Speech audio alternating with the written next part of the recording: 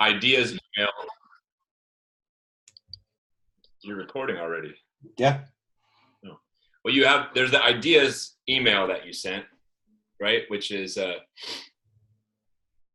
what does equity mean? Buckle up, Buttercup, why you shouldn't listen to this podcast. How to handle first-time founders who don't know much about sales.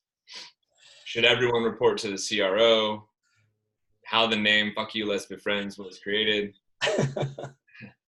Sort of the origin story of how we met, and you wouldn't hire me, but you don't remember that kind of thing, and then I ended up hiring you. Right. Those are the things that you wrote, but then there's also just the like random banter stuff. Here's what I think is interesting, because we can always come back to those, right? Like I just got in a call with someone today, and they asked me specifically what I thought about sales enablement and hiring a sales enablement for the team. Yeah. And should sales enablement be in charge of training? Well, there you go. So now we're off and running. So like the beginning of the show is basically just like, what should we talk about today? Exactly. We have no set agenda. So this is my thought. And I don't know how you've hired for, first of all, of the roles you've had, right, at the different companies, were you able to get to a sales enablement place? I was able to get there faster and faster. So like in the beginning, there was like no support for it, figure it out on your own, Scott. Your sales enablement, right? Like that's what typically a first-time VP of sales or director is. You are the sales enablement guy, right? Yeah. But by the time I got to like company 4, it took me till like 1.5 years in, and then then company 5, it was like straight away, basically. It was almost like, look, I'm not coming to work for you unless you let me hire this particular person for sales enablement. Right. And then, how big did the team need to be though? Because like you go to an early, and you've been the 0 to 25 million guy, right? And you've started from scratch. You're not starting from scratch with an enablement person, I assume, right? Like, well, I know you write the pitches, you dive in, you talk to customers, like. Yeah, but I actually did almost start. So like at Qualia, my first hire that I made was our head of sales ops, literally my first hire. And she started a month after me, maybe. And how many reps were there when you got there? 3. Okay. And you were able to get them. And so how'd you get not an ops enablement person? How'd you get an ops person even? The ops enablement. 3. You see them as the same? I see them as the same. Yeah. Okay. It's tomato, potato, whatever to me. So how did I get them? I mean, I just kind of I made a transition after company 4. So like now I'm in like 2011, let's say. I basically made a transition, and when I was interviewing and talking to companies, I basically said like, my first hire needs to be a head of sales ops, and here's why. I know exactly what we need. I need the tools. I need things set up in this particular way. I need somebody to deal with phone systems and Salesforce stuff. Like, I am not going to do all that stuff. Right. I need somebody that I can say to that is, look, go do all these things, right? Meanwhile, I'm going to work with the reps. I'm going to coach. I'm going to pitch. I'm going to close deals. I'm going to recruit. And that pitch, if you will, of me trying to get a job worked in 2011, and then it worked again in 14, and then 2016 maybe when I was at Qualia, whatever the timeline is. My point is, it worked. Whereas the first half of my career, it was like, fuck you, you're doing all this yourself. You're not getting any budget for this. Right. And I had like 100-something reps. Right.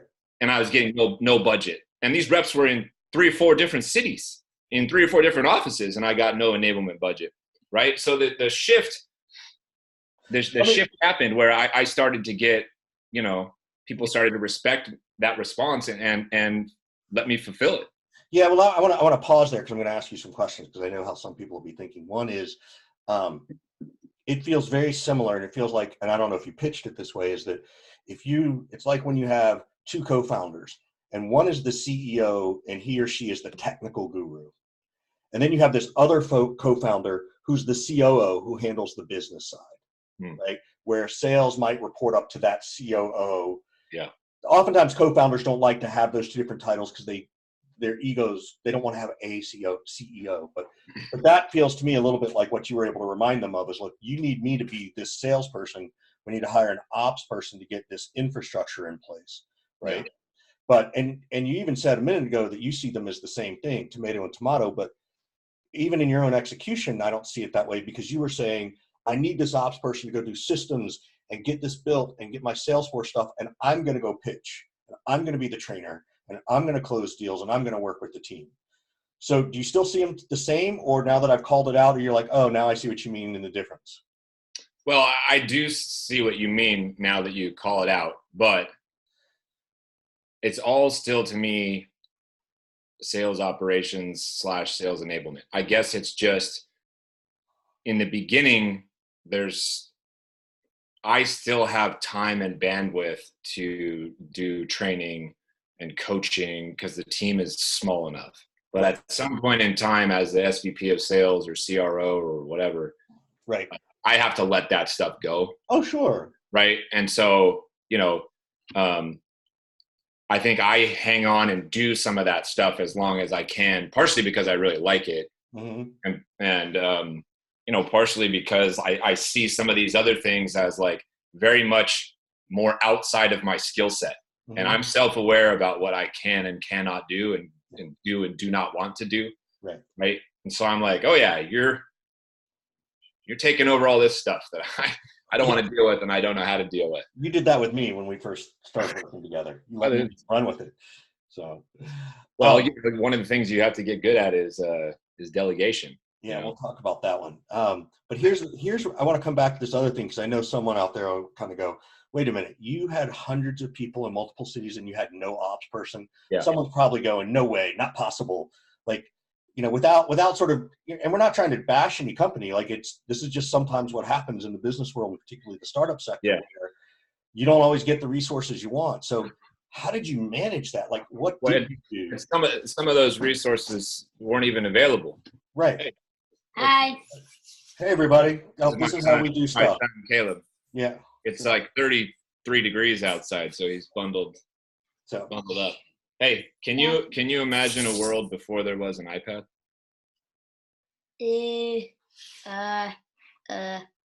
Not really? No, not really. All right, go. Why? Why am I asking that? Yeah.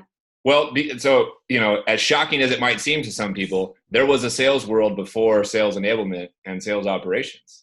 Exactly. You know what I mean? There was a world before all of this tech stack that is out there helping everybody do stuff. I didn't have a lead list. But tech's better. Tech's better. But you and I, we didn't have all these tools and everything. Right. So yeah, it was hard. We couldn't do as much, but we cobbled things, together, and you did your best. So like, I know you, like, I know this part of your life a little bit, and I know I'm sort of turning this into a Scott Leese interview, but I know how to pull shit out of you. So you've got 3 teams, one in Austin, one in Phoenix, maybe one in, I think, New York or LA, San Francisco, a couple of different places. Did you just sort of find the rep who was willing to sort of go the extra mile and, would look for a project, who wanted to be promoted, and you were like, all right, you want to be promoted? Step up and help me do this. That's a great question, except you got one word wrong, and the word you used is rep, and the word is sales manager. Okay. So what I had to do was I had to find the sales manager for each particular office who had a GM-like skill set, who was able to do some operational things, who was able to do some recruiting things, some HR-y things, some closing of deals, coaching of deals. A more well-rounded kind of hire. That key anchor in a particular office was huge, because A, we didn't have sales ops and sales enablement, and B, the executing of it all is not my skill set. So I'm not cranking away inside of Salesforce, building out, workflows and reports and stuff like that. Right. So I would find somebody, like you said, who had skill sets and was good at that kind of stuff. Yeah. And I just empowered them to be that person. One of those people was J.M. Wilkie, who worked with me at Main Street Hub. She was a sales rep, and then a senior sales rep, and then a sales manager. And as a sales manager, started getting interested and good at Salesforce admin type stuff. And she ended up leaving and becoming like a head of SDRs, I think, or something like that. And then she's the one that I pulled back to Qualia and was the head of sales operations. And now she's like a whiz at all sales ops and sales enablement things. Well, that's her like career path arc, right? Like she sold, she led, she picked up these projects, she got good at it, and now it's her job. So she sold, she led, moved into some kind of team lead management role, then started seeing there were these projects that could be done, decided she wanted to try and help you and get them done, decided she kind of liked that, right? And then that's sort of where her trajectory came in. What do you look for in somebody like that? Like, because, look, it's all startup world, right? And, I have my opinions of how do we find that well-rounded person, right? What are the things you look for? I look for somebody who holds themselves to a really high standard and who holds themselves accountable. There's another woman that fits this bill named Claire Morris, who I know you know. She went from customer success rep to customer success manager to sales ops. Now she's been a VP of sales ops and a VP of customer success and sales ops. And, her and JM were kind of similar. Like they hold themselves to a really, really high standard. We had a really good kind of open dialogue and communication to where I could start to explain what I wanted, but I had no good ability to say like, well, this is what it will do and look like, and technically you need to do this. It's almost like they'd be able to finish my sentences in a way, right? And like, I know where you're going, like I'm gonna get this, and they execute on it quick. And they know, for me, like if I have an idea, nobody ever comes to me and is like, what's the timeline or what's your sense of urgency around this? And this about me, like if I put something out there, like my sense of urgency is like now, right? And so that was their speed as well. They wanted to get it done that fast because they kind of think and move that fast. And they're always really, really eager to learn and taking stuff on. And, they'd ask me, can I go take this course? Can I go do that thing? And I'm like, yeah, learn. Come on, be way better at this stuff than me. Make it so I literally can't do my job without you.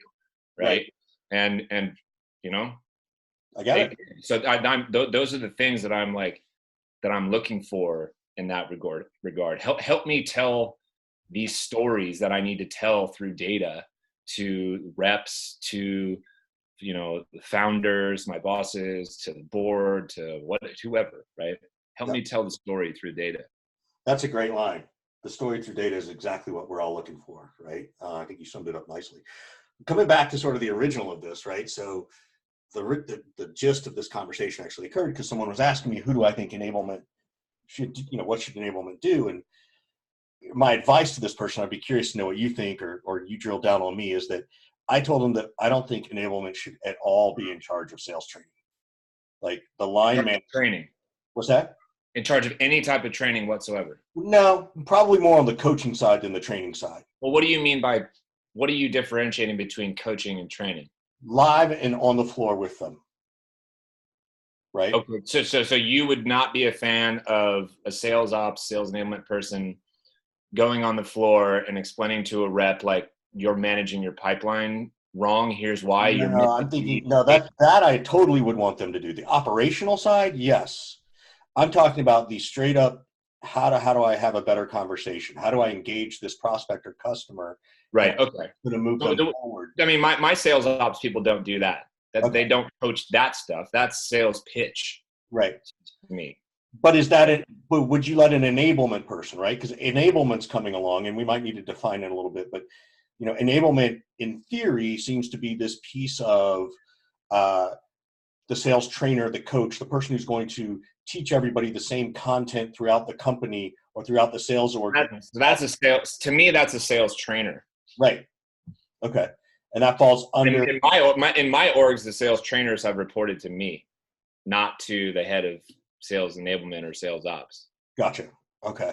And I'm too far removed to know if that's a standard or not. So I don't know that's a standard. I bet that there's a lot of the audience that I suspect a lot of the audience doesn't have it set up that way. And I suspect that in a lot of places, sales training maybe does fall under sales enablement. I'm not sure. That just never felt right to me. Why didn't that feel right? What didn't feel good about it? Well, a lot of the operational people have never done direct selling before. Yeah.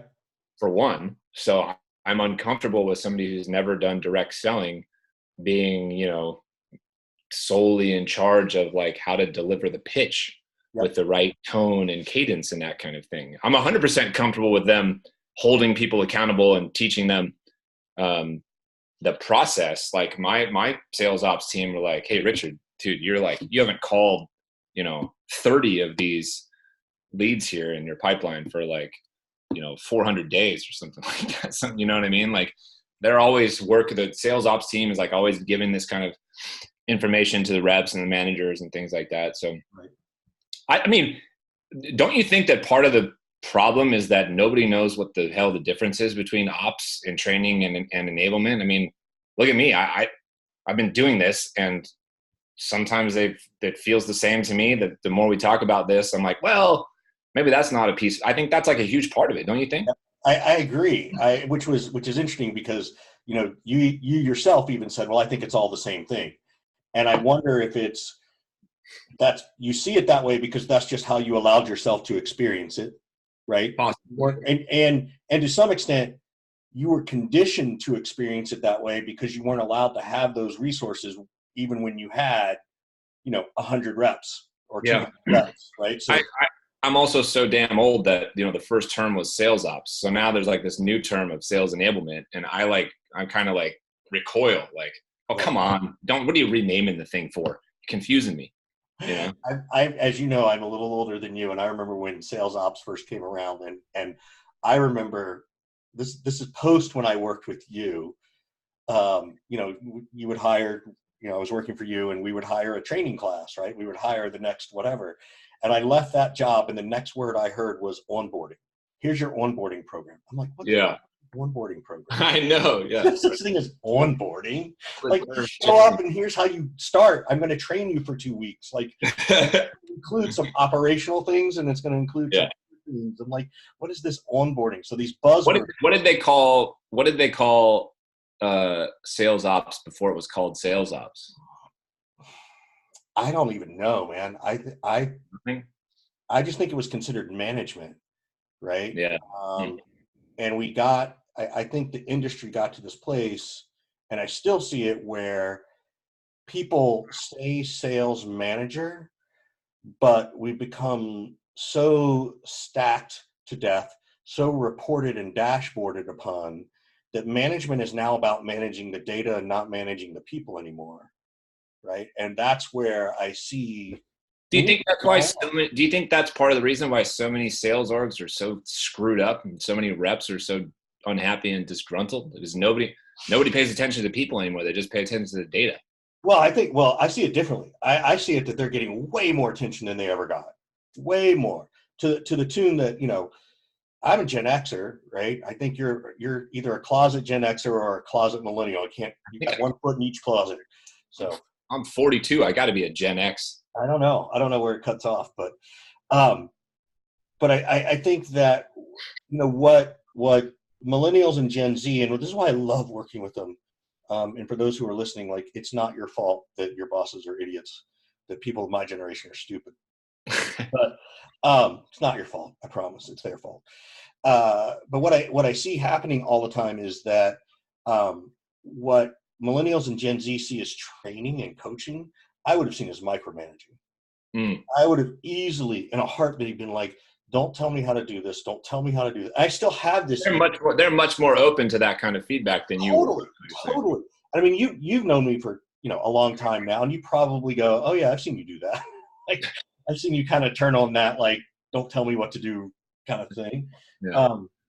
And that was just innate in me, but I was a latchkey kid. I was 10 years old. I was walking home by myself, a mile each way from school, and, not this uphill bullshit, but like literally I was just walking home by myself, which, my kids live a quarter mile from school, and we freak out if they walk home too much, right? Like, we're helicopter parenting these kids.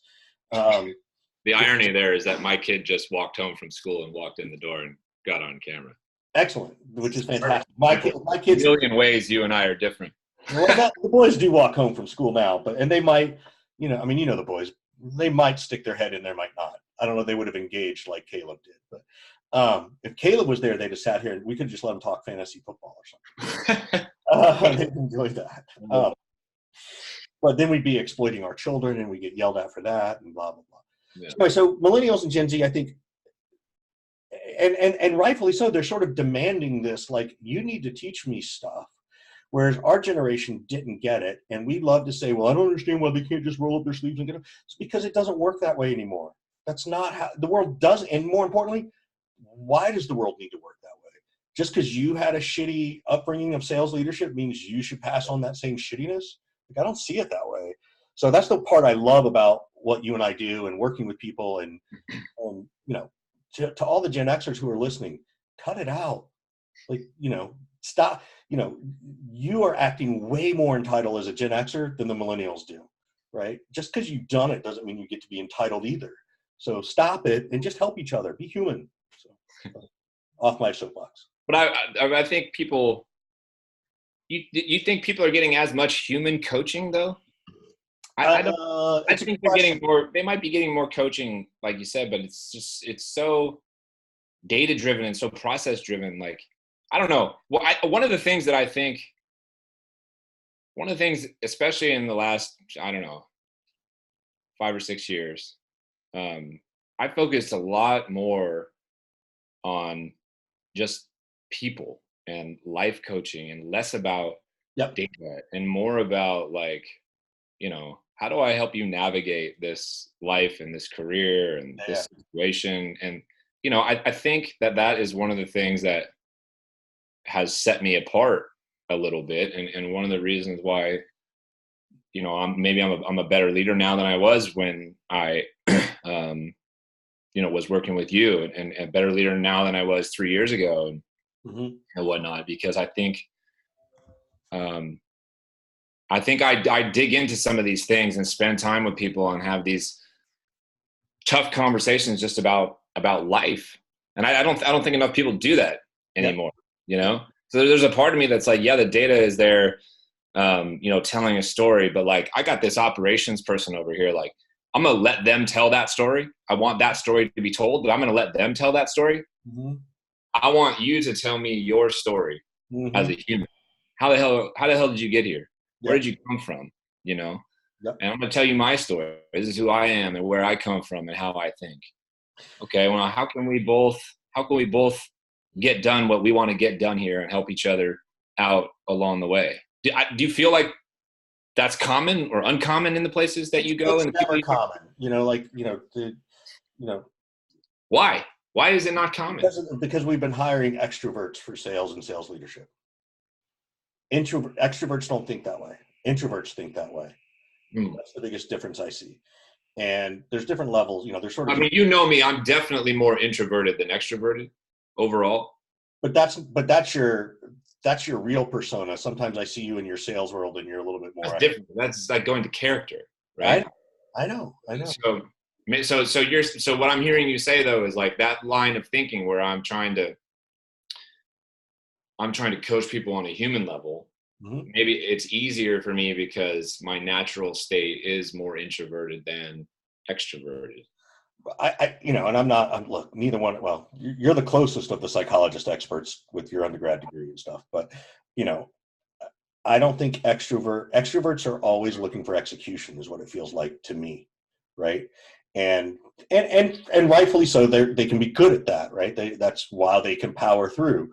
But when you put an extrovert into a leadership position, that's a challenge. And I see this, and this is why extrovert. Well, let me say this.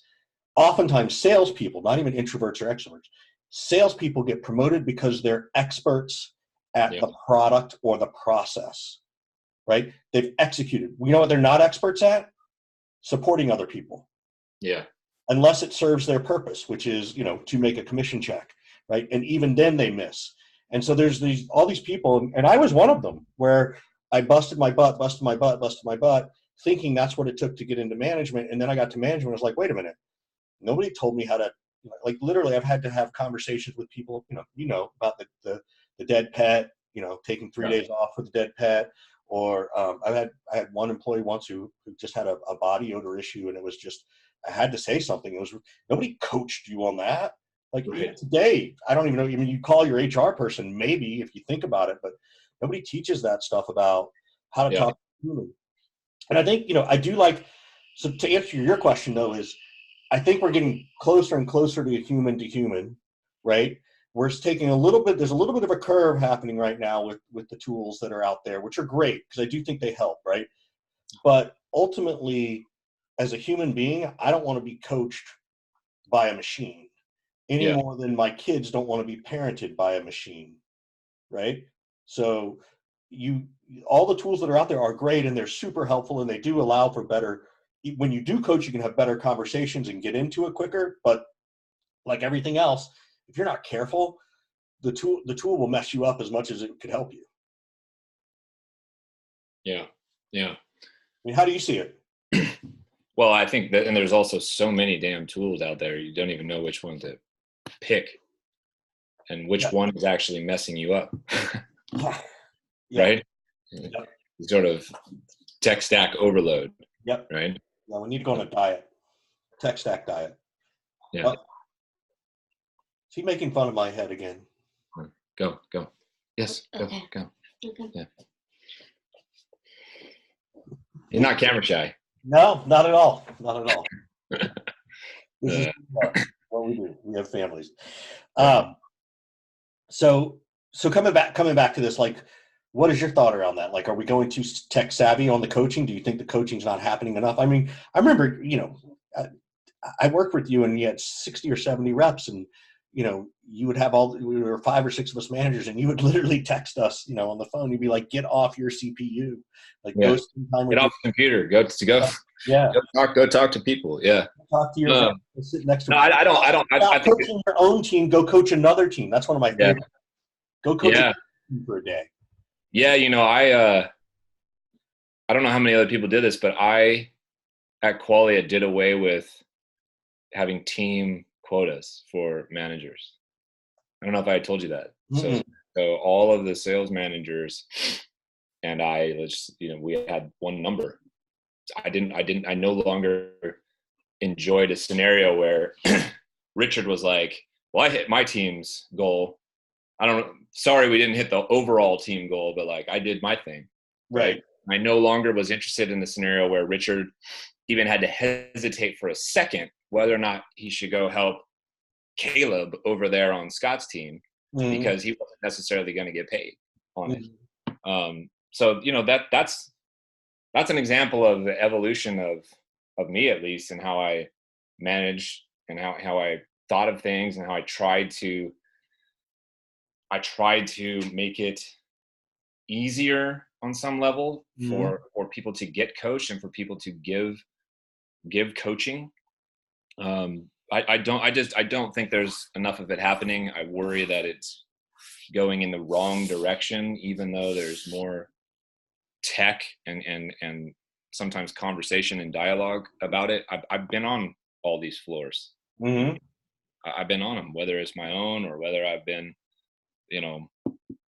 consulting and working with other people on their floor. I mean, you and I just spent time with a large organizations, not too long ago, and like those people are bloodthirsty for coaching.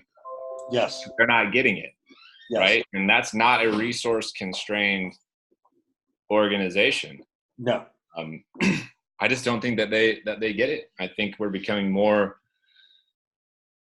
adverse to delivering that kind of feedback. And I think a lot of the leaders are older like us and moving away from that stuff. And meanwhile, the workers are getting younger and they want more of that kind of feedback. And there's a clash happening and there's a disconnect. And I think ultimately what's going to happen is the, millennials, if you will, or the frontline workers right now, they're going to win. Right. Because they hold all the power, whether they know it or not. Like, they can revolutionize the whole industry, because at some point in time, they're all going to be like, you know what? Fuck you. I'm not going to go work there.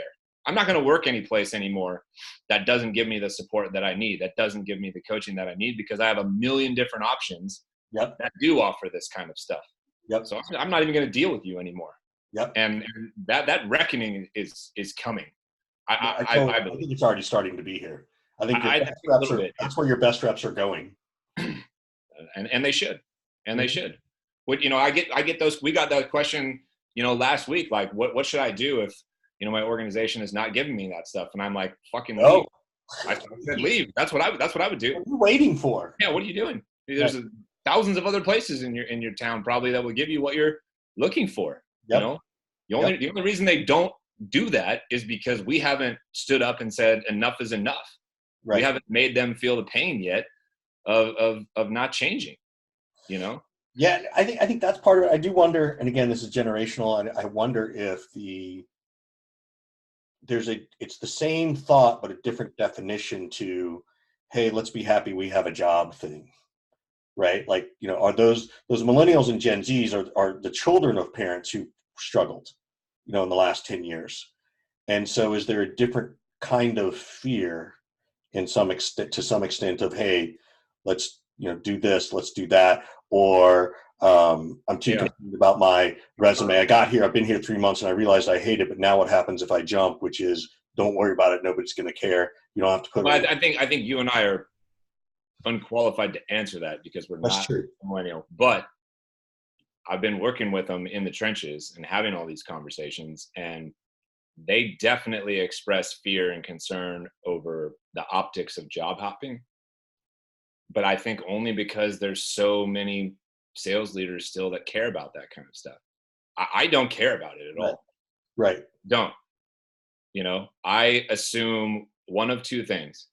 Either you're a deadbeat who can't hold down a job and can't execute, or you realize pretty quickly that place sucked and made a difficult decision to walk away, right? And it's on me during the interview process to figure out which one of those camps that you're in.